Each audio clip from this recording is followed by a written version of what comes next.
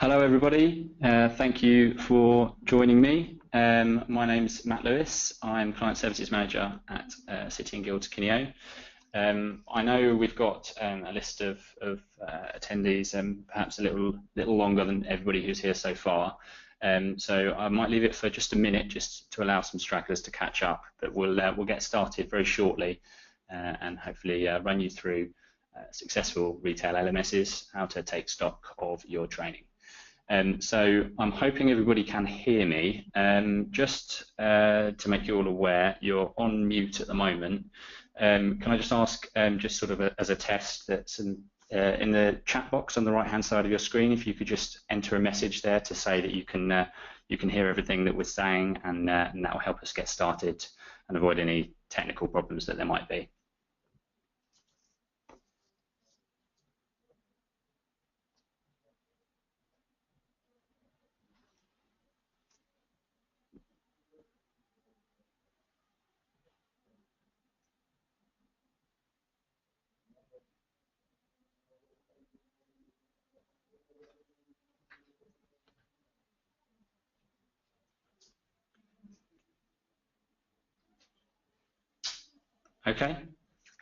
Okay, so hello and welcome to today's webinar, Successful Retail LMSs, Take Stock of Your Training.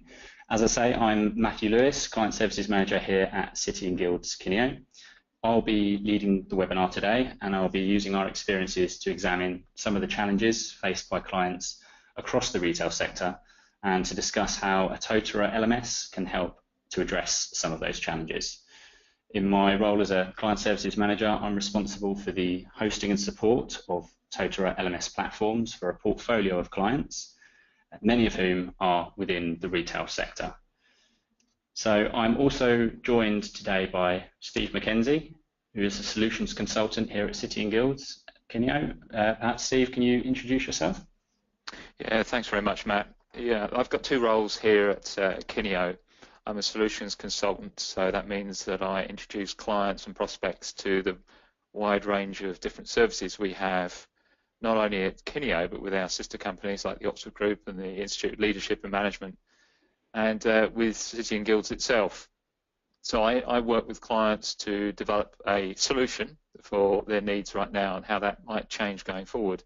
And my second role is actually I'm an account manager. So like Matt, I work with a lot of retail clients, and I've actually got an experience in the retail sector. For 10 years I worked for B&Q, and for a large part of that I was actually responsible for bringing about a new learning culture around the deployment of effective e-learning via an LMS. Okay, thanks, Steve. So that's some quick introductions to us out of the way. So we'll start the webinar now. As I say, there is the chat function you can see in the box on the right-hand side. Please feel free to add any questions or any comments as we go in that function, and we'll do our best to address them straight away for you. So the agenda for today's session is we're going to run through these subjects here. So just to make sure you get the most out of the session, I'd just ask that you close your emails and put your phones on divert and things so there aren't any distractions. I know that may sound a little bit like a school teacher, but with the added lure of an England-Wales game, I'm sure there are some distractions out there for people. So I'm conscious that if nobody's multitasking, then everyone can get the most out of the session, and make sure you don't miss anything that's particularly useful or relevant to you. So today we'll get started by discussing the common challenges that are faced by clients in the retail sector to provide some context to the session. And we'll then discuss what we find at Kineo that retail L&D teams want and need from their e-learning, and more specifically from their LMS. That'll be a chance for you guys to contribute if you'd like to, as I say, in the chat box if you can, and to share some of your own experiences. So it's very much a conversation rather than just me talking. So next we'll discuss some functional solutions to the problems that retail clients face, and some things that can meet those needs, as demonstrated by a couple of key case studies. We'll then give an insight into how we see the market moving based on an overview of some common requests from our retail clients. And lastly, I've left about 15 or 20 minutes at the end for a Q&A session, so you can ask any questions you might have then, perhaps share your thoughts on anything you particularly want to discuss. The more you contribute, and certainly in the Q&A session at the end, I think the more that you can all take from this session. And I'd very much like it to be as driven by yourselves as much as you'd like. So, as I say, you don't just have to listen to me talk for the best part of an hour without feeling that it relates to you directly. What I'd stress at this point is that a lot of the trends and things in this webinar are what we're asked on a regular basis by our retail clients. So they won't necessarily all relate perfectly to your business specifically. It's certainly not a case of one size fits all, but certainly you should feel that some are relevant to you as L&D professionals within the sector. So, here at Kineo, retail is one of the biggest sectors that we work with. We've partnered with a large number of the world's leading retail organisations across all of our business units, whether that be content design, platform implementation, or via our range of consultancy services. And of course, there are dozens of other Totara partners out there with retail clients, big and small, and some of you may work closely with other Totara partners at present. Every sector faces its own challenges, and some will be common across separate industries, but others are unique to an individual sector. And retail is certainly no different in that regard. So in our experience at Kineo, the single most common challenge faced by clients in the retail sector is the high turnover of staff. And that's a concern that is certainly more prevalent across retail than any other sector that we work with. Whereas engineering or healthcare clients, for example, may require their new hires to hold certain industry recognised qualifications, even at entry level, retailers are faced with an entirely different problem.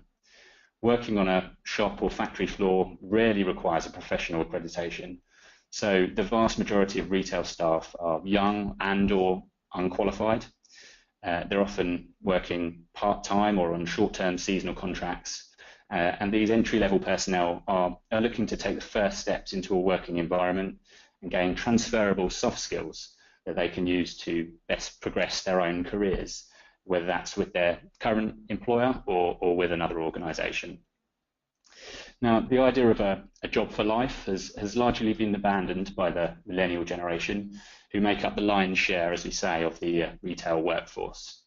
A recent PwC study showed that millennials want more than anything to progress quickly, and to do so they tend to favour a more mobile approach where they move from company to company every few years, hoping to zigzag their way up the career ladder rather than waiting for their immediate line manager's position to become available and progressing through the ranks of a single company in the more traditional linear fashion. And this is especially true for junior managers, who may not necessarily be able to visualize a pathway for themselves within the specific store that they work. Instead, they see opportunities to progress externally once their current employer has invested in providing training, and they have proven line management experience that they can point to on their CV if they were to approach another organization in an interview. Another big obstacle we find is frustrations with IT. And there can be a shortcoming or even a complete lack of reliable IT infrastructure. Working in a head office generally gives more regular access to computers, of course, but shop floor staff often don't have the IT facilities available or the time to devote their attention to consuming e-learning.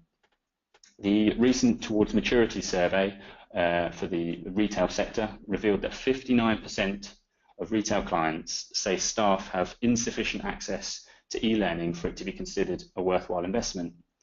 And a massive 84% say unreliable IT infrastructure restricts their learning opportunities for their staff.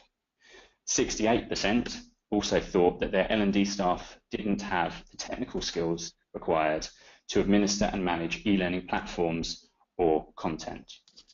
So with these obstacles looming large across the sector, we're often told it's a bit of a catch-22 for some retailers. Why invest more money in improving infrastructure when as a business you don't have the expertise to administer it or the time to use it? And why encourage staff to access e-learning if it's so inconvenient or impractical for them to do so? So, next on the agenda are two focal points of what types of training retailers generally need to focus on, and also what retailers particularly need and want from their LMS.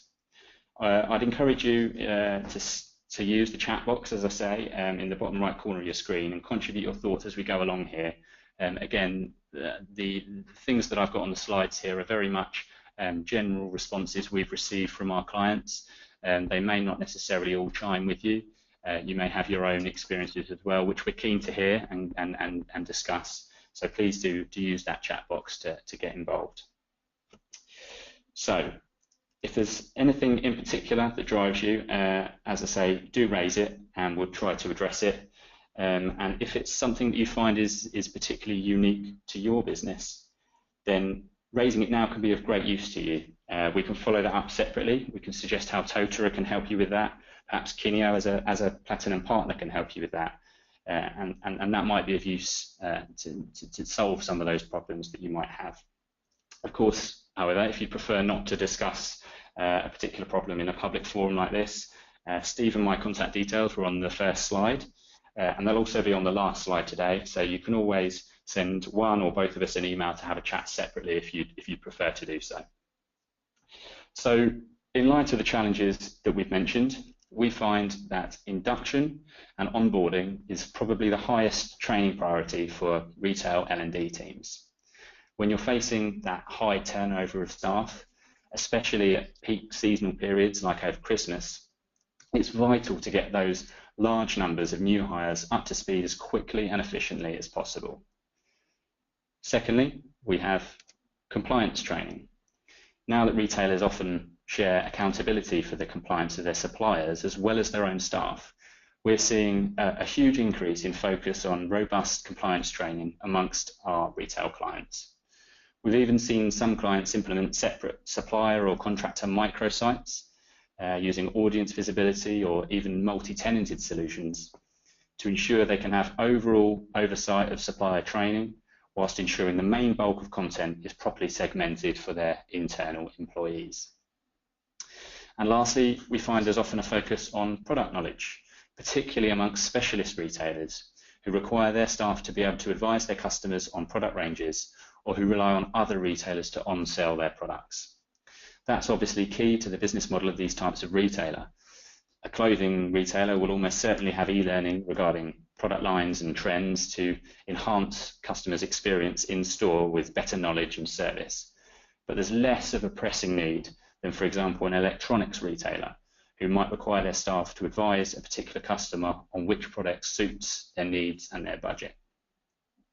So, with the challenges we've discussed, contextualizing the conversation, and the main focus is for retail L&D teams, providing the driving force behind e-learning within the industry, which qualities specifically do you as L&D professionals need from a learning management system?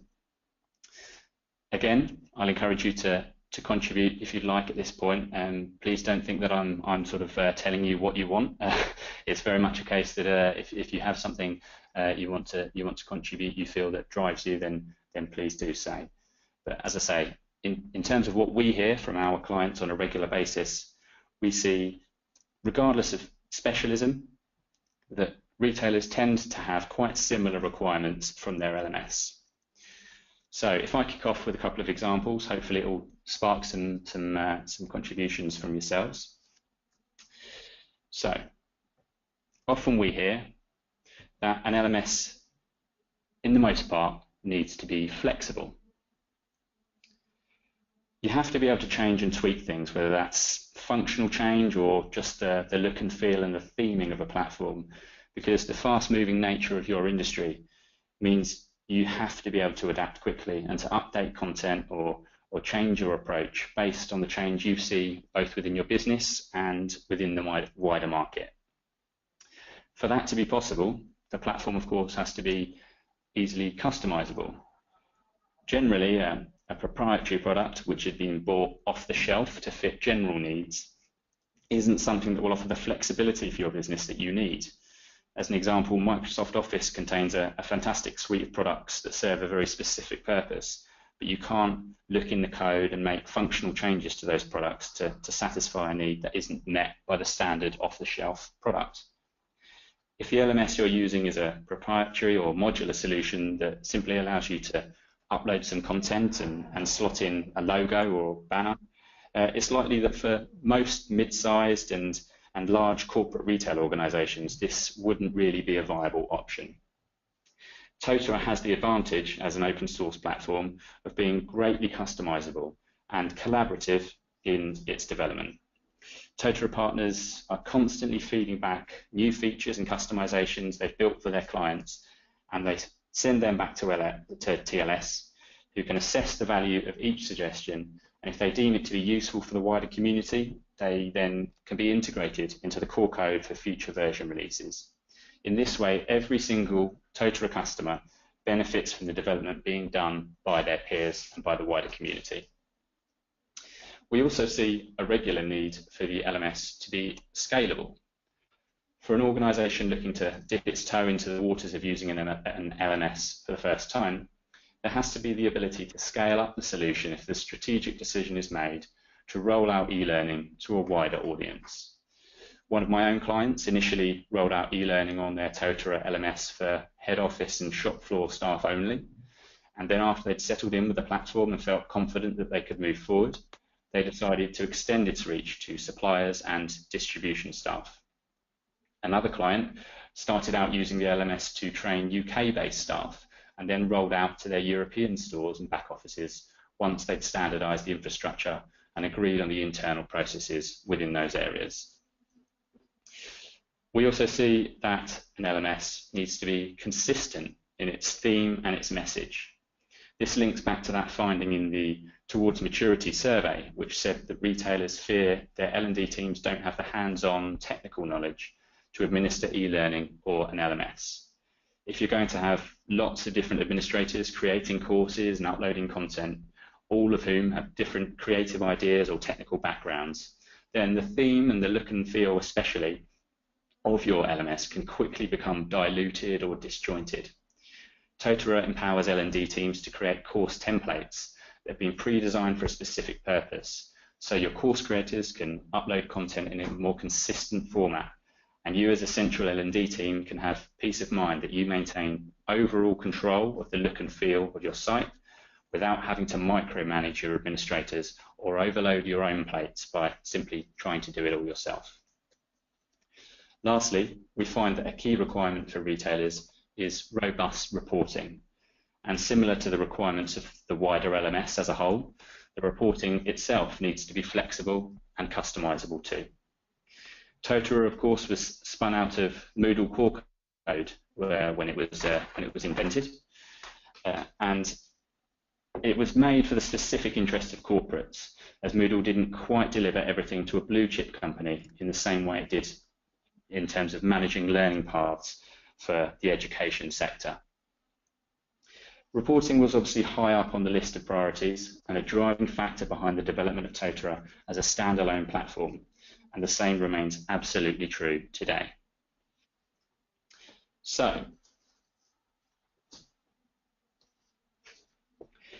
the big question behind this webinar is, of course, how can plethora actually help you? Knowing these key drivers of e-learning within the sector and the specific requirements of you as an L&D team, which plethora features can address those problems and help you? Well, obviously, one of the defining factors is learner engagement, and for something to engage your learners, it has to be relevant to them.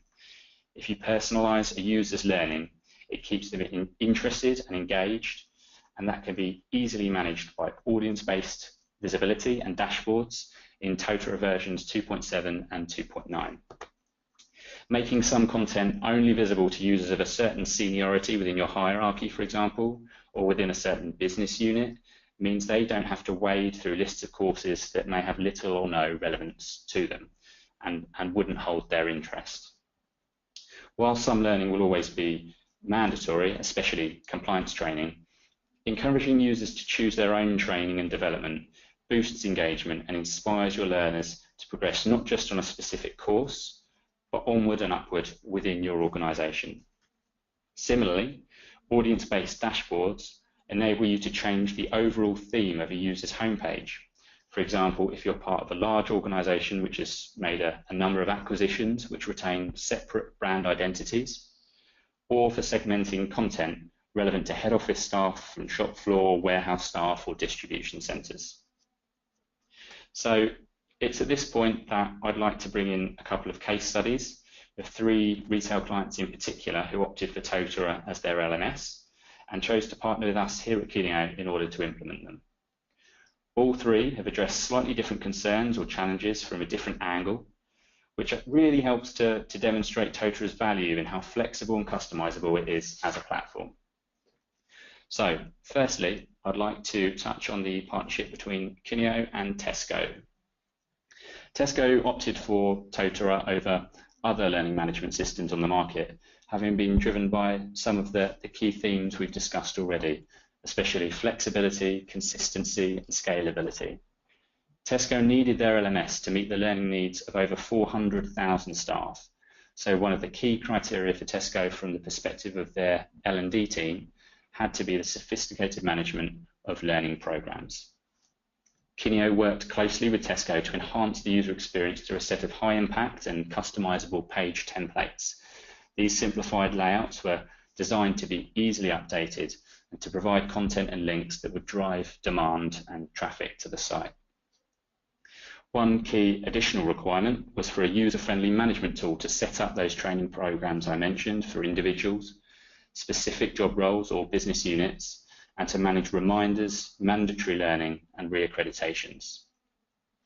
Now, it was clear from the outset that Tesco's needs were similar to many other retail organisations. Sven Lowe, who is the technology director here at Kineo, proposed that these new requirements were to be incorporated into the core plethora product, which I mentioned earlier is of benefit to Tesco, to plethora, and to all other plethora customers. For Tesco, the upside was getting new functionality maintained in the core product for the future. So if they were to go through a version upgrade in a couple of years' time, they don't have to have that redeveloped, rebuilt for them from scratch. That is incorporated into the core code, and they have that now for future versions. For plethora, they have the investment of a leading corporate client who obviously will go through robust testing procedures whilst that is being built. And for other plethora customers, they can draw on that functionality in future version releases without incurring the upfront cost themselves to develop it from scratch. In this case, Tesco reduced their costs significantly by over £1 million per annum, which really highlights the financial benefits of plethora LMS, as well as the practical benefits in delivering ease of use, sophisticated program management, and an engaging learner experience. So the next case study I have to present to you today is that of Samsung. One of the key priorities for Samsung was to unify their learner experience across multiple devices, desktop, tablet, and smartphone. This was especially important given the audience for their Samsung Backstage training platform. Third-party retail staff selling Samsung products in stores, so Dixon's, Tesco, Carphone Warehouse, those sort of companies selling Samsung products. And they may not have, in the large part, access to desktops for traditional classroom learning. If you're working on a shop floor in Carphone Warehouse, it's unlikely you're going to walk off that shop floor to go and take some e-learning when you've got customers to serve.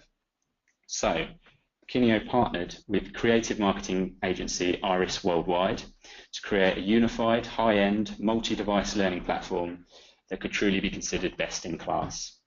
The solution utilized plethora's responsive theme to provide a user-friendly experience on any device. Samsung also wanted to improve engagement and reward learners for their product knowledge to incentivize them to keep coming back to the platform. Samsung rewarded users for taking the product learning with access to competitions, which unlock for them as they complete the previous one. These completions are accessed by learners using Totora's audience-based enrolment method. So users only become a member of the relevant audience after completing a certain course or getting a certain grade in an assessment.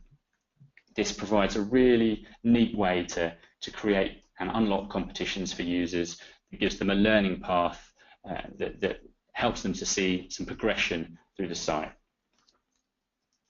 Monthly management reports after the implementation of the Samsung Backstage upgrade showed that the new site had seen a 35% increase in page views, an 85% increase in pages viewed per visit, 42% increase in active users on the site, and an amazing 181% increase in course completions. So you can see that by using the responsive theme and really driving users with a high quality service, that they can absorb that learning at their own leisure on any device, really incentivize users to keep coming back to the platform and added value for them. Our third case study is Sony, who needed much more than just a website with some product information pages. A training solution was required with the ability for users to track their learning and for Sony to review the progress of their learners while tracking the popularity of courses published to the site. The ability to quickly and easily access e-learning, record face-to-face training records, and gain Sony recognized certifications for completed modules was also key. All this had to be delivered with the added complication of using multiple languages for a cross-European rollout. Totora LMS was identified as the perfect fit for the required suite of functionality, the cost effectiveness, great usability, and ability to present a high quality Sony branded experience were other pluses for Sony. This was the project with many parts. It was an LMS implementation, a complex systems integration. There was rapid e-learning content authoring, capability training, a European rollout, campaign materials, and then, of course, ongoing support post-go live in the client services team here at City & Guilds Kineo. And it's been a big success. Sony now have a feature-rich learning portal with the ability to maintain this themselves in-house and to develop their own e-learning content on an ongoing basis. The Knowledge Portal has a large and still ever-growing base of repeat users who enjoy using the site. And Sony have monitored the usage of the site and user feedback to observe what's worked well and less well, and they continue to work with Kineo on an ongoing basis to improve the service and respond and react to that feedback. So, to wrap up, I'd like to briefly discuss how we see the market moving based on the comments and requests of our retail clients and trends within the wider L&D industry. So firstly, we are seeing a big increase in requests for offline SCORM player, which is almost certainly inspired by one of those key challenges that I mentioned at the start of this session, the unreliable IT infrastructure. Giving learners the ability to consume e-learning without an internet connection means staff can engage with their LMS more readily. And when you tie this in with a responsive theme, for example, in the way Samsung did, you have a situation where learners can use store-provided tablets, even without Wi-Fi, to further their learning on the job. Secondly, we're seeing a big move towards user-generated content. Empowering learners to create their own content and share it with their peers is a great way to improve engagement and to help learners understand their position within a wider business. Consuming content created by someone in a different area of the business, perhaps even in a different country altogether, and seeing similarities to their own role really demonstrates to an individual learner just how they fit within the business. Of course, this ties in very neatly with another industry-wide trend towards social learning. Influenced and inspired by the rise of social media and social networking within people's personal lives. Totora have directly addressed this trend by developing Totora Social, which can be used either as a standalone platform or as a separate environment alongside plethora LMS, enabling users to share, rate, and comment on content, and to filter their own personalized learning feeds based on their interests, opens staff's eyes to opportunities for progression and for personal development. This in turn makes staff feel valued and invested in, and encourages loyalty to your business, which ultimately helps with the retention of talented staff who might otherwise have felt like a disjointed cog in a bigger machine. Lastly, open badges are of growing interest across corporate L&D and the education sector, as educational institutions, professional bodies and employers look to issue credentials that will be recognised and standardised across national borders and industry sectors. Digital credentials enable individuals to validate their skills, and they help employers find the talented individuals that their businesses need. Some of these credentials or badges may even be in respect to the so-called soft skills that may not be easy for a school leaver or interviewee to demonstrate or evidence on a CV, but are critical to performing a job properly and successfully. City and Guilds have recently acquired an open badge credentialing company called MakeWaves, which is a really exciting development for the group, but also specifically for us here at Kineo, as it opens up the opportunity of building integrations between these systems in future, and being on the front line, so to speak, as open badges grow both in relevance and in popularity. These trends are all hugely exciting in our opinion, not just for the learning technologies industry, but more specifically for retailers who are fighting the tide of high staff turnover and always battling to maintain or improve on their learner engagement. So I hope this session has been illuminating and helped to show some of the advantages of a plethora LMS for you specifically as retailers. As I mentioned at the start, I've left some time here for a Q&A session and discussion. So I'd really encourage you to use the chat to sort of raise any questions. Yes, if there's any questions directly that anybody wanted to ask, please feel free to do so. As I said, this is very much intended to be a discussion around plethora for retail. So it's not just a case that I'm sort of lecturing you in what you guys want. If you're finding that anything that I've mentioned hasn't quite rung true, then please do share your thoughts. Matt, perhaps I can add something to your discussion. Yeah, absolutely. Yeah. And to pick up on one of the chat items already, as Steve has mentioned there, that retail needs e-learning to be accessible on any device, and that's so true, really, when you're trying to develop perhaps a new learning culture within a retail environment, which is a lot of what our clients are asking us to do, to turn around that perception of e-learning as being something that's quite staid, boring, inaccessible, to something that's really quite exciting, engaging, and is relevant to people's everyday work within that retailer. Then they need to have no barriers really to accessing that content. So with that in mind, a lot of retailers obviously are not set up for their employees to gain access to e-learning via a PC or a laptop. It's good if they actually have a couple of iPads in a store sometimes. So a number of retailers are exploring the concept of bring your own device, and that for those who haven't heard of it is the concept where people, for those employees, actually use their own devices, maybe a smartphone or perhaps they've got a tablet, to access content. And again, picking up on a point you made earlier, Matt, the idea that some of that content could be downloaded so they could look at that when they were on the bus on the way home or coming to work in the morning. So changing the way they access everything and putting up, removing any sort of barriers really to accessing that content. So that's really quite an important thing, and is turning around the way that a lot of retailers approach learning these days.